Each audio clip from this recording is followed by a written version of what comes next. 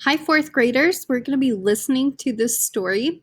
It is a realistic fiction, as you can see over here. So these are real things that could happen. But as we read through the story, this is fictional. You can kind of tell by the pictures. It is an illustration, meaning that these are not real people in the story, not pictures taken with a photograph. But we have some illustrations of people that make it realistic fiction. The title of our story is The Talent Show. This week's essential question is, how do your actions affect others? Okay, read about how Tina's actions affect Maura. We're going to go ahead and listen this together. Tina, there's a school talent show in 3 weeks, I shouted to my best friend. My older brother had been teaching me juggling, and I knew he'd help me with my act for the show.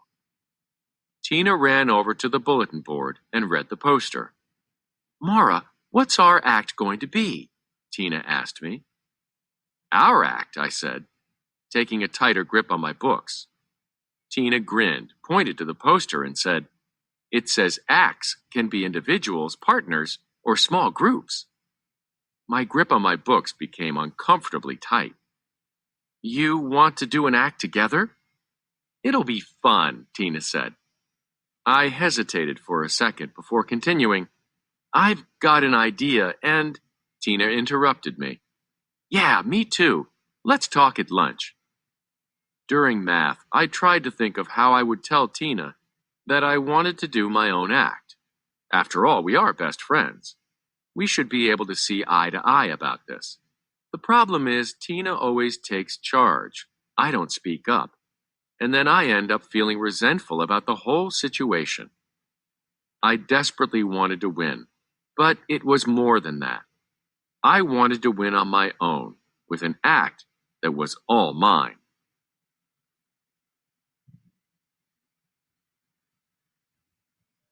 At lunch, Tina started talking as soon as we sat down.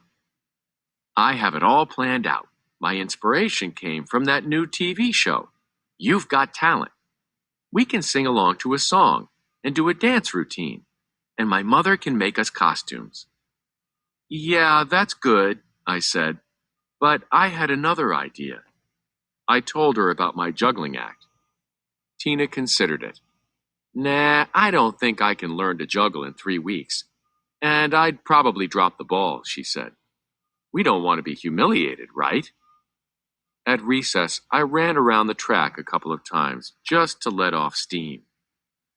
When my grandmother picked me up after school, she drove a few minutes and finally said, Cat got your tongue? I explained about the talent show as she listened carefully. So Tina is not being respectful of your ideas, but it sounds as if you aren't either. What? I shouted. I told Tina her idea was good. No, said my grandmother. I said that you weren't respectful of your own ideas, or you would have spoken up. I understand that you're friends, but you're still accountable for your own actions. I thought about this. So what should I do? I asked. I advise you to tell the truth, she said. It wouldn't hurt to let Tina know what you want. Besides, my grandmother added, it will be good for your self-esteem.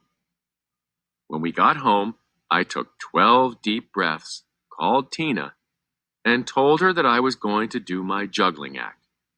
She was curt on the phone, and I spent all night worrying she would be mad at me.